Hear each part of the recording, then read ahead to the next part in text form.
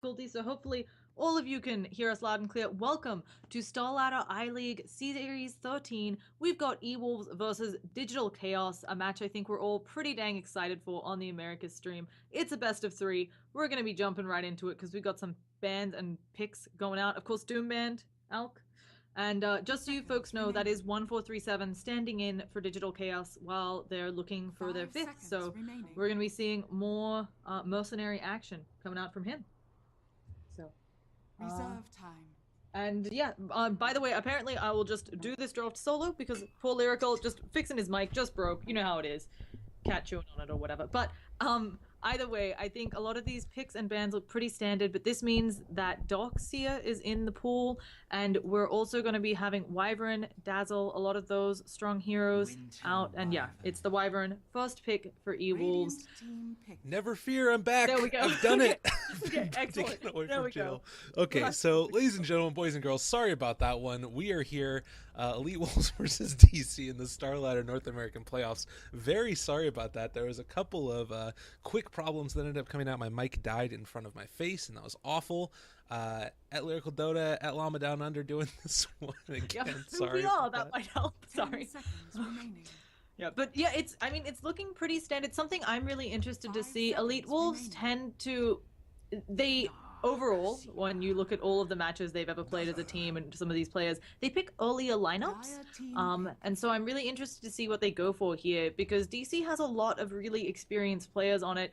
And if you give them, like, if you just go for an early lineup against them where they can pick one that maybe peaks a bit later, they'll probably be able to push it out.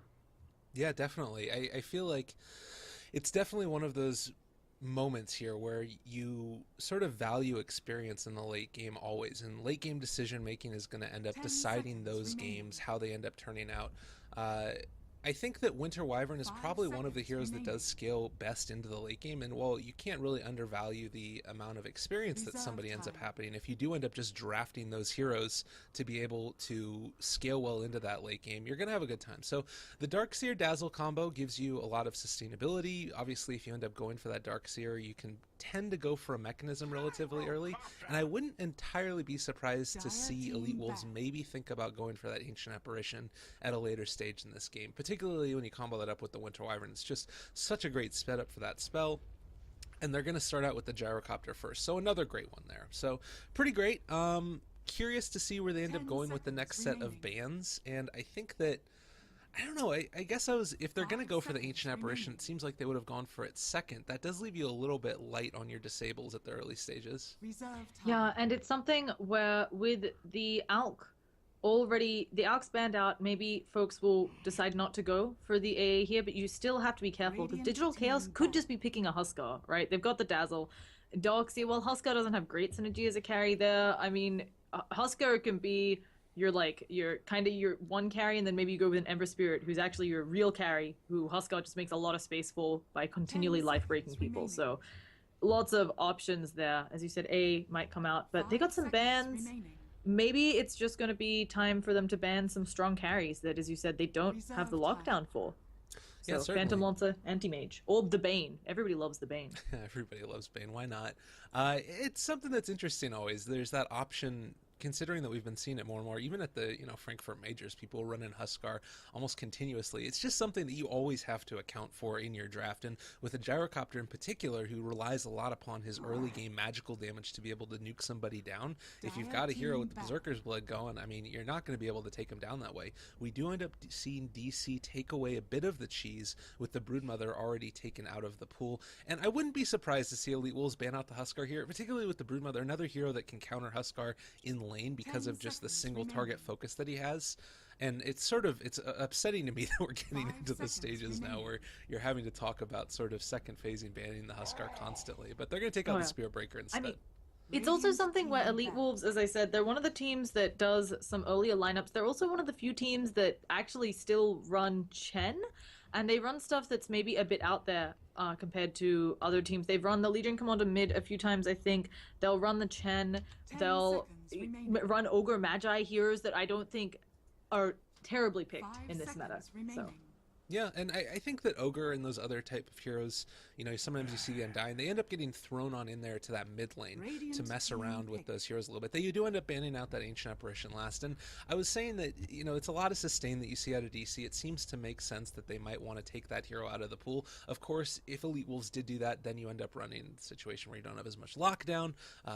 Currently, they only have really, two forms of serious disable, one of which is an ulti, and the other one doesn't really tend to get skilled until later stages of the game. But another pick here for Digital Chaos, if they wanted to, they could go a little bit more for that wombo combo style. Of course, also this lineup of Digital Chaos is sort of dynamic enough that you're going to be able to push out waves consistently if you wanted to go for a more split pushy lineup, and Darkseid are great at being able to hold high ground. But with the Lina there, I like this pick a lot. With Dazzle already out of the pool, this is going to be a great way to burst on down the Gyrocopter. Yeah, he's someone who early on, he's very squishy as long as you can get up in his face, and if you burst him, certainly he doesn't have his magic output, but it's kind of odd. I really do feel like banning the AA, maybe they just did it for the Dazzle, and potentially Doxy, very commonly a hero that goes for a mech. It feels a bit odd to ban the AA just for the Dazzle, so I'm kind of expecting maybe an Undying, or maybe that Husker that we talked about from Digital Chaos, although into an Earthshaker, you can still definitely kill the Earthshaker, but that's now starting to have E-Wolves have a bit of lockdown. That is the one thing Huskar can't take. So certainly. Well, I think the other thing here is that maybe for the A, it's just the counter push that you're a little bit worried about too, because if this lineup wants to group on up and team fight a lot, like you have a Darkseer vacuum into Light Striker right now, as well as whatever other combos they can bring on up with their next two picks. So if that's going to be the case, and this is the type of lineup they want to go for, early pushing down towers and, taking objectives, AA is somebody that can really mess up that sort of flow of your game. I don't know. Lina's kind of one of those interesting heroes where you can sort of play her in a support role or in the mid role. And consistently throughout the past two patches, it's been Lina that's been mid most often. Do you have a favorite place for this hero in this meta? Yeah, I feel like, as you said, she can be played anywhere, and part of that is she has a flash farming mechanism. If you play her in the mid lane, of course, she's going to get that Yules, then the Ags up very quickly. But if you play her in a support role, she can get both of those items at pretty decent timing either way. I am a big fan of the Windrunner mid. A lot of people think it's kind of cheesy this patch, but she's undeniably a strong hero. And I don't think Digital Chaos have shown too much of what they've got, so they really could be flexible. I certainly do like the vacuum into Light Strike array that we're seeing here. And it just also could have been, I think you already touched on it a bit, but Winter Wyvern's ult can help set up a nice AA blast, and it's one of the few where Wyvern's ult does 70% damage reduction on people attacking the cursed unit, but AA blast is a debuff that you don't mind if they don't, like, you want them to take max damage, but even if they just get the debuff, it helps your team fight a lot. And it's Bane! They got a lot of purple heroes here for Digital Chaos, I'm just saying. Absolutely. Now we just need one other blue one, so that way when they mix on up the Lina and whoever's blue, it's going to be some purple as well. Fun fact for all you folks out there, purple is my favorite color. Anyways, though, moving on to the next one, Bane. It's kind of an interesting Bane pick here. You've got Winter Wyvern ulti that can break it in, multiple different ways, either casting it individually on the Bane himself or just casting in the area of him. Obviously, you don't necessarily want to have to commit that to be able to break out of a Fiend's grip. Gyrocopter, we've touched on the fact that Homing Missile doesn't tend to get skilled up early. The real hero that I'm concerned about is that Earthshaker has that non-targetable stun, so even if you end up getting something like a Glimmer Cape up on the Bane, it could still be able to break away from that one. And Invoker is going to be the next pick. Very, very cool. So this is going to be, I'm assuming, a Smash Invoker. Very, very interesting. This is a hero that's been getting picked a lot more. Quas Wex or Quas Exor. What are your feelings so far this game? Although with four heroes, I feel like I know what you're going to say. Oh, no. Obviously there's that factor. You can get rid of a lot of people's mana with the EMP. It really depends on the game plan, right? If you're going for... Exalt makes you win the lane. It's sometimes hard to set up the Sunstrikes without some backup, but they do have an Earthshaker who, you can fissure someone off. It makes it a bit easier to hit the Sunstrike, especially if Gyrocopter is getting very aggressive on people, but making them be almost dead, like often happens in lane with a Doxy who surges away. That's also easy Sunstrike targets, and it certainly helps you win the lane. If E-Wolves decide no, our game plan is that we're going to fight early, they might prefer the Quas Wex just because it does lend itself more to a team fight, unless the Invoker gets really ahead in levels, in which case it doesn't matter. So I think it's really just going to depend, and Smash probably has a preference, which I wish were some stats I could pull up right now. I'm like, just excuse me while I go stalk his Dota buff, see what he plays, because a lot of it also comes down to that. I'm sure Smash can play either, but he probably prefers one greatly and is just going to defer to that. Well, I think also meta plays into it. We do end up seeing the Juggernaut as the last man out of Elite Wolves, where more often than not what we've been seeing is getting the early points, like one early point in Exort or one early point in Wex, regardless of if you're going for a Quas Wex or a Quas Exort, just to be able to get up the alacrity and increase your ability to farm. Oh, God, and we're going to see him. Mr. I mean, we all Huskar, knew it was coming, right? Like, we knew... it's still disgusting, even though we knew it. Yeah, I think now maybe this gives a little bit more credence to the idea of Invoker going for the Exort build, just because you're going to be able to get up those levels in the Sunstrike, create that pure damage. With one last pick now, they still got answers that they can turn this back around. Like, Earthshaker's certainly not the best support hero as much as we saw him in 6.83 and 6.84, but can definitely be effective in that role. So I'm wondering now if you end up switching out the Earthshaker to another role and get a different offlaner who can deal more effectively with Huskar, or possibly you just end up seeing the Earthshaker go for then that's what they're going to do. So I was thinking that might be a decent idea. The other option would have been to just get a lot of levels in Enchant Totem and try and go for a physical damage build, but I think this is pretty good. Well, it is something where in lane, if you can deny the Huskar any farm, you'll call that a win. Huskar's really not a hero as well who farms creeps excellently, so disrupting that a little bit. He's obviously got no wave clear. He's here to kill heroes. The other potential upside I see for E-Wolves with this draft is they don't have they have much better team fight. It seems like just looking at their heroes than maybe Digital Chaos does. Yes, Huskar can pound a lot of spears into people, but his setup for that is kind of relying on a nice vacuum into a nice light strike array. As you said, they've got a couple of things here to break the Fiend's grip. Where's the rest of the lockdown? They got some slows. So maybe they can outplay them on the team fights for Elite Wolves, but into a Huskar, it's always dangerous, because even if you outplay the other team, you may all end up dead just because you took too many burning spears in the process. Yeah, and I think that DC played this just about as well as they could in terms of getting the exact draft that they wanted. You could have said it was a little bit greedy, and the Huskar pick might have been a little bit telegraphed just by the fact that they ended up going for all of these heroes that sort of are really good in the early game, and obviously Darkseer is always going to be relevant, Lena's always going to be relevant, but they don't really have that crazy other late game core there. It's just going to be mainly the one core with, I guess, a Lena scaling well into the late game. Also, you can always end up going for the refresher on the Lena after you end up getting the Aghanim Scepter, but if you take a look at the lineup for Elite Wolves, I feel like it just scales so well right now. But we'll do a quick little introduction of all the players. I'll try and do Elite Wolves. XD. I think that this should be... is this Stinger or Van? No, it's EO. Who are we talking about? Sorry, I actually do have the names up. Okay, so, cool.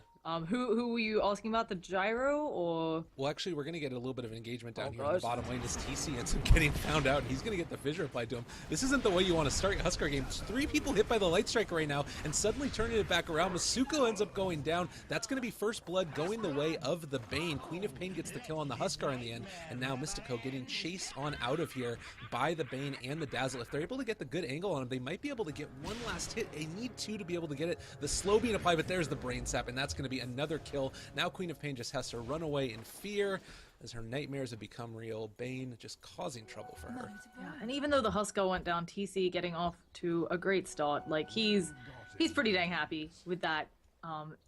They got the first blood. He got some nice AoE gold, and I'm pretty sure he'd already bought all of his gold out, so it didn't matter too much. So very happy. Now, we were saying who were we worried about? It used to be Stinger. I want to say it's Stinger. We'll just go with that while I just double check. I know this one is actually, it's Vans. So they switched on out IWO up on the top lane for the Gyrocopter.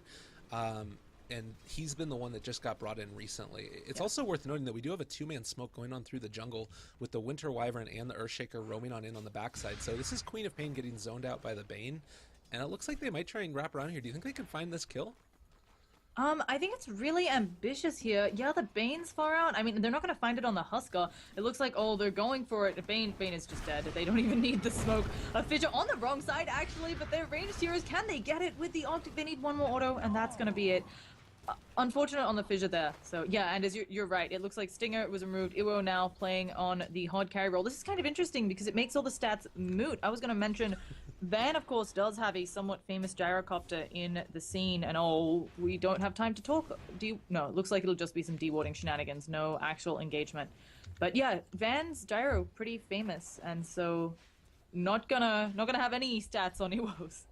Well, I think that the other thing is just this is kind of indicative of the scene that South American Dota, I feel like, has been gyrocopter's been a mainstay in that region, and it's tends to be like an early rotation down to gank the enemy safe lane. You end up seeing once the gyrocopter gets level 6, you can smoke on up behind the tier 1 tower in the bot lane, and then make some type of initiation smoke play with the rest of your supports. And it's kind of a different situation now, as we do end up seeing Bane possibly getting a little bit too far out. But again, they've got so much sustain on Owie here, with Brain Sap being able to soak away a bunch of HP, as well as being able to have Dazzle in the nearby area with the Grave ready. I don't think they find this kill, but again, that early smoke that can end up coming out, if you do end up doing that, Gyrocopter, I don't think he can necessarily kill the Huskar, but if Quap gets levels, that rotation might be good enough. Yeah, and Smash he's, going the Quas Wex, so ganking him is going to get a little bit harder for their lineup, and maybe he can even make something happen. There's going to be a nice EMP, and you're right, he's stuck in it because of the fissure coming out. The hasted God, he's trying to go and catch him out there. Does he have any other points and something? Oh, he's going to try to suicide to creeps. Oh, he's got it. Okay, never mind. He's dead. God. M-God drawing the aggro. I actually thought for sure the creeps had it, and M-God had made a little mistake, stutter stepping, but he knew what to do. He was drawing aggro. And yeah, a nice kill on the mid and Smash's lane. So Invoker traditionally doesn't actually win mid matchups against someone like Alina, but when you're getting a kill, your odds looking a lot better. Yeah, definitely. And that early rotations, like this is the thing that, a lot of times the Earthshakers were able to do in old patches is move around, get early kills in lanes, just make the most of it. And what ended up happening to really counteract this is the fact that we've been seeing more and more dual lanes. And while Earthshaker can make a gank happen in the mid lane, he's not always the best at being able to win a dual lane mid. And so the fact that we're not seeing that out of Digital Chaos this time around is going to leave open the vulnerability here from the Lina. Yeah, I also feel like they've done a good job. Lina, unfortunately, doesn't have any ward vision protecting her, while they do have one. Oh, we've got an engagement on the bottom. Invoker's even here. This time the fissure connects. Going to be no mana for the Huskar, and they actually could Cold Embrace Masoku. He should be fine. 5 spears. He's taking a lot. I actually... Okay, he's fine. That was close. Yeah. I think if he got, like, one more spear, it actually would have been tick out, and a good job on the Cold Embrace. But that's another nice reason to have the Huskar, obviously. You can Burning Spears through Cold Embrace. The rotations here out of Elite Wolves have been ridiculous. I mean, that's an Invoker level 4 roaming down to the safe lane, smoked on up with the Earthshaker, and he's allowed to do that and capable of doing that because he ends up pushing out the Lave after you end up seeing the gank on UR, and so that leaves open the possibilities for him to move on down there to the bottom lane and get a quick kill on the Huskar. And if you're able to shut down this early game draft, it's so spectacular for you going into the later stages. 1437 now does end up needing to go on back there. He might end up going down to the tick damage. Is he going to end up popping in base? No, the Shadow Wave's going to keep him alive, but a little bit dicey there, as he certainly didn't want to end up getting killed in the fountain.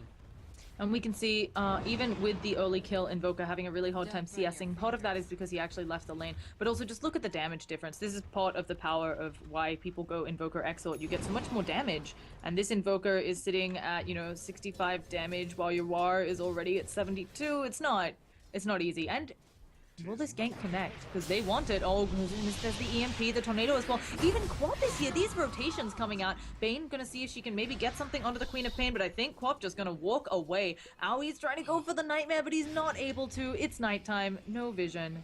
That was close. That was so close. And again, all right, so let's take a look at how much this is actually translated into a win. DC is ahead in terms of net worth, despite the fact that they're down 2-5. And it is dropping because of that last kill, but the fact that these rotations have come so early means that they haven't really gotten all of the farm that you would normally expect out of these heroes. I still think that it's worth it, but Huskar is top of the net worth right now, despite the fact that he's died at this point, what is that? I guess just once, or twice now.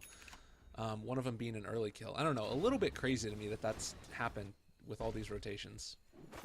I think also while the rotations are certainly good, I think most of what they're doing is making sure that Smash isn't super losing this lane. And as you're accurately pointing out, both safe laners are kind of not being touched too much. The Huskar had a bit of disruption. Other than that, he's now back to having a free lane. And as I say that, though, folks are rotating down. So going to be a bit of an Arctic Burn action. I don't think they'll get anything, especially not with Dazzle nearby. Although Invis Dazzle probably not the ganking hero that you want as a Huskar.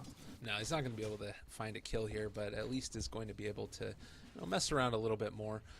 Sorry for having any in-game sound audios, by the way. Trying my very best to make this work, but a couple of issues coming up in the early stages. Now we end up getting another initiation. Yawar is going to end up going down again. I believe the Nightmare might be able to save this one, and we do not have enough mana for Laguna Blade. Does end up just coming back right now, and there's Smash going to end up falling in the end, but the rotation on in by the Gyrocopter, that's going to be a kill onto the Bane, so 1-for-1 is the trade, but I'll take a Bane for an Invoker every single day of the week. Actually, reverse that because I said it wrong. Now, we have... It's really interesting. I have to say, this Earthshaker, he is being really great about landing his fissures. It is something you mentioned before. Earthshakers have dropped off a bit in popularity in favor of heroes like the Tusk, who, by the way, wasn't in that ban or draft, unless I'm crazy. I'm pretty sure he wasn't banned. But most people think Ice Shards, Snowball, easier way to set up kills. This Earthshaker's blocking people out with his fissure and maybe going to go for another, although Bulba on this Darkseer, this is a really hard kill, and instead just drops a Vision Ward that Bulba, it's nighttime, so I'm not quite sure if he had vision of that. No, well, regardless, I mean, there's a reason that they ended up calling the Tusk Shards, the mini fissure, because this is the original way you ended up doing, the original way you ended up making these kills happen. And obviously, Earthshaker's damage is not as immense as the Tusk is once you get to that mid game.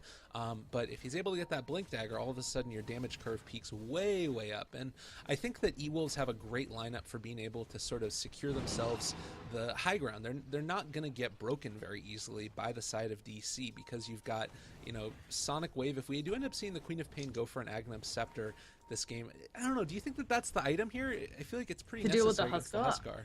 So you've got two different ways this can go. A lot of it, the Co-op's not getting the worst of farms. She's also not... Okay, she'd get the bounty for a second there. I was worried. She's also not getting the best. If her farm were really dominant, I would actually suggest the Orchid here because there are a number of supports and maybe even the Darkseer. And the Lina, if you're lucky, you can just Orchid pick them off as a co-op. But I don't know if her farm's going to be good enough. She's hitting good timing on that 6, but her lost hits aren't the best, even though she has a lot of kills. Aghanims, of course, it's great. You can use it more frequently for wave clear if they're pushing at your door. And, of course, there's always the Huskar to deal with. But you have to hold that thing, that means. And you have to use it to kill the Huskar, because that's when he takes the least magic damage. So, I don't know. It does make using your ult really rough. Yeah. Either way, probably going to try to go for both, but if she's poor, she might go for Ags first. It gets rough, though, if you just have the Ags, because you don't have enough mana, and you're going to want a BKB this game, probably, to deal with Husk and Lina, so...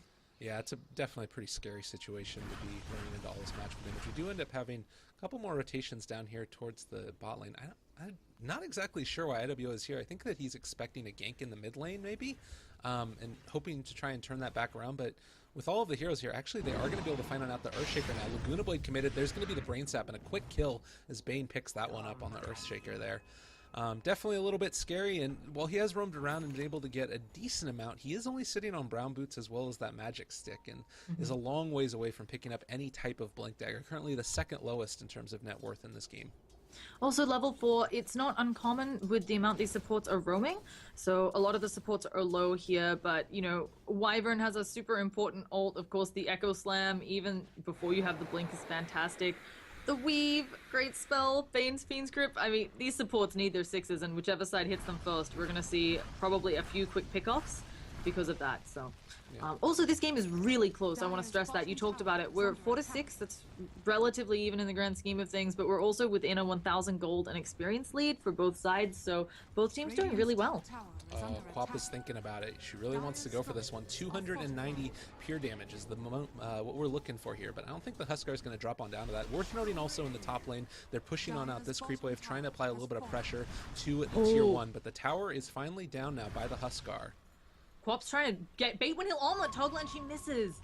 She just used a 130 cooldown. I mean, on one hand, it's like if you didn't use it, it's like you didn't use it, I mean, like, if you don't ever black hole for the first 15 minutes, it's the same as whiffing a black hole, but now it does key DC into the fact that they won't need to worry about Quap ult for another about 115 seconds at this point, so they can maybe play more aggressively, knowing that the Quap isn't coming in to back them up.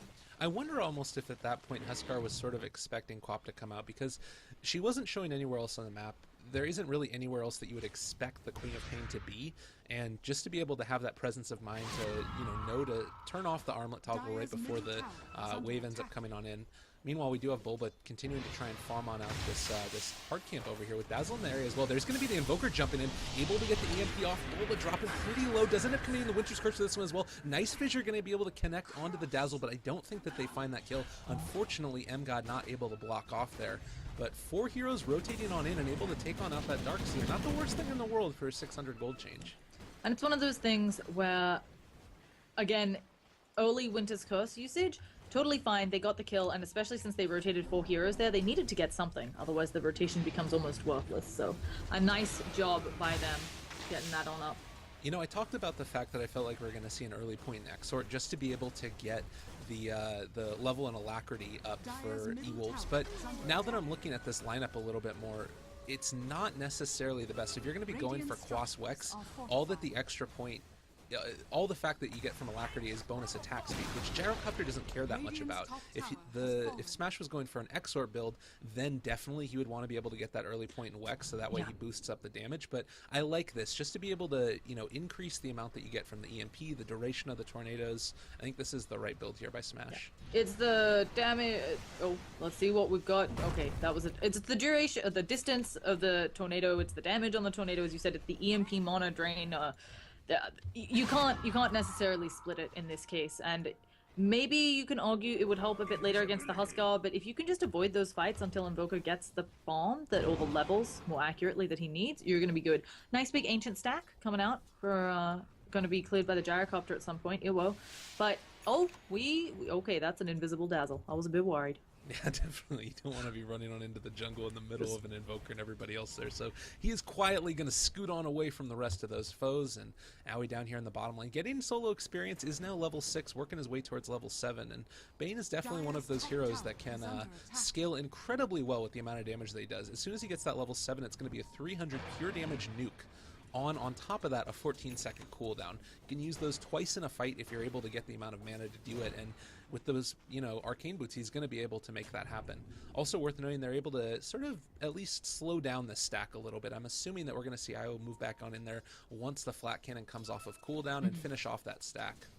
Yeah, definitely not quite the damage output needed to do this yet. That's another thing that might happen. You have to be a little bit careful about armlet toggling against a Gyrocopter. It all depends. I mean, it's only 6 shots of flat cannon every 30 seconds. But if you're in a teamfight engagement, you go for that armlet toggle, you don't realize Gyrocopter, maybe he's the max 1,000 units away, and suddenly you're going down. But we have a rotation up top. We have Quap hiding in the trees up that has a Dagon. Okay, I don't think we were wrong to not suggest that. It's interesting here. It will maybe help with her pick-off potential. I mean, there are some low heroes right now, but I certainly wasn't expecting that. I have to throw in a little anecdote here. Yesterday in the games with Elite Wolves up against Archon, I believe it was, in the yesterday series, we ended up seeing Van go for Nature's Prophet, who went first big item Dagon. So apparently this is an item that this guy really likes, and it's not negligible. It is going to be a 400 damage nuke that comes out at this stage in the game. It's definitely really great for being able to burst down the heroes. It's not going to be great for bursting down Huskar, that said. So need to be able to save that Sonic Wave for. I guess the other thing there is if you do end up Dagoning the Huskar first, you bring him down into a range where maybe you can Sonic Wave him. Yeah. That's kind of interesting. That's definitely the way I've seen this done before. I've definitely seen folks pull the I'm going to use a lot of my magic damage on you, Huskar, and then suddenly blow, of course, my other spells. And yeah, oh goodness, yep. Oh, I don't know if you needed the Sonic Wave there. That's another 135-second cooldown, but regardless, Van is going to make that happen, and Tier 1 tower going to fall bottom. So, and yeah, are you sure this is Van playing on the Quap? I am not sure, but I'm okay, because I have Van on my. I had the team captains. Maybe it's his secondary account, because his other account it isn't his main account. I'm like super confused, but yeah, no, it could. Let's just say go with it being Van. Probably is. The other reason the Dagon might be nice here is just what he did, although not in that exact scenario. If you can pick off the support for the Huskar, he's not nearly that scary. The Huskar's scary when he's chilling at to what? Like he's chilling at like 20% health. Oh, we're gonna have a tornado. Will there be any follow-up? Doesn't look like it. When he's chilling at 200 health, also when he's got the Guardian Greaves buff where he's regenerating 15 health, you know, because he's below 20% of his health, he's got 15 extra armor. Like that's when he's scary. He's got a Dazzle backing him up. If you kill the Dazzle, if you kill the Bane or Bulba, all of these supports with something like a Dagon immediately, maybe you don't have to worry. The other thing to keep in mind here is, like, you saw how aggressive Huskar was being in that last little engagement. Every single time that he is not going to be, every single time the Queen of Pain ulti is off of cooldown, or on cooldown, he doesn't have to worry about anything pretty much. Like, you're not going to be able to burst him down, you're not going to be able to right-click him down, and he's just going to be able to get away with being incredibly aggressive. Now as level 11, so 4 points in Berserker's Blood, 4 points in Burning Spears, 2 points in Inner Vitality. He's exactly where he wants to be. We are going to see Io move on in here and take on out these creep waves. Lina Illusion is going to be scouting it out, and unfortunately, I think Gyrocopter now realizes that's an illusion, but this also means that DC realizes there's a huge Ancient stack here to contest. Now, TC, not sure whether this is going to be a Heaven's Halberd, because he's got an Ogre Club. Could be Heaven's Halberd. Could be a BKB. It's not... I think the BKB is actually quite nice here. Obviously, there's an Invoker, there's an Earthshaker, but also so that you're not attacking your allies, although, yeah, he does have the Burning Spears toggled on. So we're going to be seeing Yules setting up, but the immediate Winter's Curse coming out. Actually, Splinter Blast the wrong target, but Beethoven, he is stuck taking a lot of that. One Nightmare is going to reduce him to the damage. There is a life break onto Mizuku, but he immediately drops that ult, and now it doesn't matter. He's going to be going down. There's going to be a short stun onto TC, but he's still taking barely any damage. Sonic Wave, where is it? He's just deleted before she can use it. And now Invoker Smash needs to get out of there. He's going to take the dunk, and he has no way out. Cold Embrace isn't going to save him. And Quap even buys back knowing that she has the Sonic Wave, but I think this is too little too late. Oh god, that's really unfortunate. So much damage coming out really quickly. A clutch Grave able to keep alive that Lina at the last second, and then the turnaround with the Laguna Blade, a 2400 gold swing as well as 1600 experience. TC's just going to meander on in here and be able to take this on out, but now TC is going to be able to jump all up inside the face of this Gyrocopter. That's going to be a quick kill, and that is really not what you want to have happen for Elite Wolves. DC doing what they need here with TC. It looks like maybe they're going to try and reinitiate yet again. They do have the Queen of Pain off to the side, wanting to wait for the setup here. This is going to be a Brain Sap. Nightmare can come out in a second. Dagon going to be able to kill him off the Dark Tier. That's going to be the Yule Scepter up, going to be able to control the Queen of Pain a little bit longer. One more right click is going to do that one, and now Masuku in a little bit of trouble. Do end up using the Shallow Grave again onto Aoi, but I think that he's going to be perfectly fine here. Look at TC on this killing spree. They do end up throwing out the EMP, but to what end? All the creep camp is dead now, and they're just going to walk away from that one. Huge win for DC. Yeah, it's... The long story short is E-Wolves are getting Huskar'd. It's something where they need to now avoid fighting against this guy for a little bit. They need a few items. Obviously, if the Earthshaker had a bit more farm, I mean, he's nowhere near a Blink Dagger, but a bit more farm on the Earthshaker, Invoker having up that Orchid, you can maybe do something in these team fights. But right now, you have nothing to deal with that. Your cooldown, while good damage, has no follow-up because the Queen of Pain gets blown up with her Dagon. I mean, how much health does she have? Probably around... Well, we'll see when she spawns. She's level 10, so it might be a bit larger. Yeah, I was gonna... Yeah, sub 900. I mean, all right, so experience-wise, about a 7,500 net worth lead. Excuse me, 7,500 net worth lead, about the same for experience. The other thing to keep in mind here, we already have the mech up on Bulba, probably going to be building into that Guardian Greaves next. There's always the chance that if he wanted to, he could go for the Blink Dagger, but I don't honestly think that they need that crazy initiation. All that they need to do is to be able to keep this Huskar alive, and I don't see, with the really great Dazzle play we've been finding, oh god, might be in a little bit of trouble here. Do end up getting the Yule Scepter up, a Laguna Blade is back up again, and he is going to end up falling. This is the danger of being able to run a Gyrocopter without a defensive support always by him, and if you do end up running that defensive support by him all the time, he's going to be sharing experience. It's just such a rough matchup with all this burst damage. Another problem, I think, unfortunately, is Gyrocopter has maxed Rocket. Normally, so it makes sense against a Doxia, but it does mean that he doesn't have the points in Flat Cannon that you would normally want. It's part of why he was having trouble with the stacks and so on. It's taking him so long. Oh, what? Okay, Beta, you are just casually auto attacks down. Earthshaker, that's fine. Just Lina things. Also, she has a Shadow Blade. I mean, this is how you kill a Quap. So, it's looking really rough for Elite Wolves. I have to imagine... Oh, and they even steal the Catapult, TC. What a guy. Now this Catapult has 1400 health as well. That's actually a pain. So, he's just gonna chill here. They might even burn. Like, he might no, so he's gonna be fine. I was thinking maybe Quap will think about burning 1 life there, but TC wouldn't care if that were the case. Yeah, I think I agree with you. I was looking at that and I was thinking, all right, he's definitely a little bit low, but with the Aegis there, I think that he's perfectly fine if Quap ends up popping ulti on that as well as the Dagon, because once he ends up coming back to life, they have no way to deal with him. So I'm wrong. It's actually going to be the Blink Dagger up for Bulba, wanting another way to be able to break high ground. That was something that I talked about earlier, is that they have a little bit of trouble with it, and this is going to be their route to get on into high ground, is a jump forward, vacuum into maybe a light strike array. Of course, Yarwar going for the Shadow Blade instead of the Blink Dagger means that the follow-up's going to be a little bit more difficult if they want to try for that combo, but I think that this makes more sense as well, because now you can just instill that fear into Elite Wolves. They can never leave their base comfortably for fear of the Lina jumping out and being able to Laguna Blade them. Yeah, no, and I think it's a perfectly fine pickup here. You want to keep the Quap nice and low. She's already had to expend a buyback. She's, 5th on the net worth charts. You keep her down. It puts her further and further away from that Ags. That Ags is what they're afraid of pushing into, and so if they can shut her down, if they can get this last tier 2, they really don't have to worry about anything. You mentioned also the point in maxing out Rocket. M-God is going to end up being able to get out of this one as he just TPs away from the Huskar. I agree with you that it definitely hurts his ability to farm, but it's kind of also a situation where they need more ways to lock down this Huskar by any means necessary, and he's kind of been forced into this role a little bit, because you want to be able to, go for the max farming build, but if you do that against this lineup, you're just going to get rolled over. That being said, they're kind of just getting rolled over anyways, so I don't know if it mattered a ton, but I don't know. We'll see how this ends up going from here. I am really concerned about Elite Wolves as this game continues. I really think he just did it for the Darks here in lane, just because it's only 0.6 seconds added to the stun. Yeah, that can make a lot of difference in Dota, but not sure if it's going to here. I think Earthshaker having a bit more farm, of course, would help, but that's never going to happen. Now, Invoker has a gem up. He has half of an Orchid, and I don't know what he's going to do with all of these things, but it's definitely the start of something, and he can always, as we talked about, they have decent wave clear. They can Splinter Blast, they can Fissure, they can maybe lock someone inside their base. They're going to try to get a tower instead, which I do like. You have to try and get a win where you can.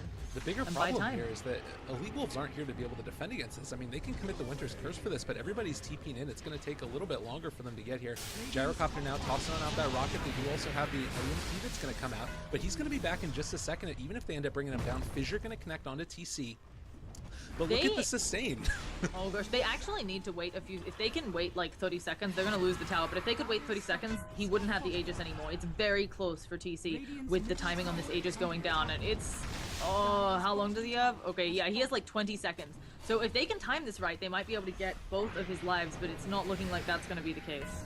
Yeah, I mean, honestly, he's not going down anytime soon. He is dropping a little bit low. Even if the Aegis ends up expiring, just look at how much sustain he's got. It's ridiculous. Everybody's sitting behind him. They are going to be wrapping around, though. Maybe going to be able to find an initiation here with the Earthshaker coming in from behind. The Aegis does end up expiring now.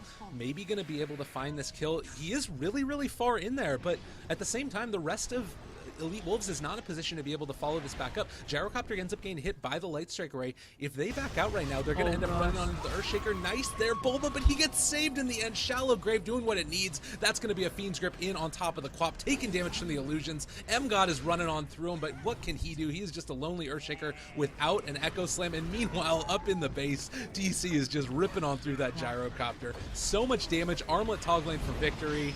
Oh God, what are you going to do against this? Gem now on the ground as well. I think it's GG. Another kill. I wouldn't be surprised if they call it now. They've got a few buybacks that they can use, but I wouldn't be surprised if the GG call is coming out. And I think the wraparound was a nice attempt, but there was, I don't know how much chance there was that would actually work. Trying to take out Bulba on the back lines just, wasn't enough, and you have to get the Dazzle, otherwise he stops all of your attempts at killing people. So they know. I think Evil's probably just taking a few seconds to decide on what will be their next play in the next game, whether it's just ban Huskar or not. Well, the other thing here also is that we didn't talk about it a ton. That play was super telegraphed. You saw Huskar diving into your tier 4s essentially, and you're like, oh, there's no Earthshaker, there's no Quap, I wonder where they are. I think that they kind of knew what was going to end up happening there, and DC just playing it really, really well. That's kind of been the story of this game. GG ends up getting called. They're going to move on to the next one. Thank you guys very much for watching and joining us. Llama, any thoughts before we end up moving on to the next game here?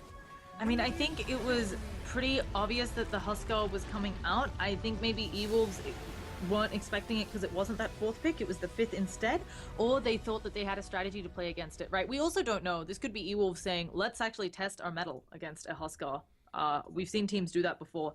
So that could have been the case, but either way, I think getting rid of that combo, not letting Digital Chaos have heroes they're so comfortable with. I mean, I feel like Aoi was one of the first people to spam pick the Bane, so disrupting rid of that could help them out. It's game one. Hopefully, we'll see this series through to a game three, because I think E-Wolves is a great team. Absolutely. Well, thank you guys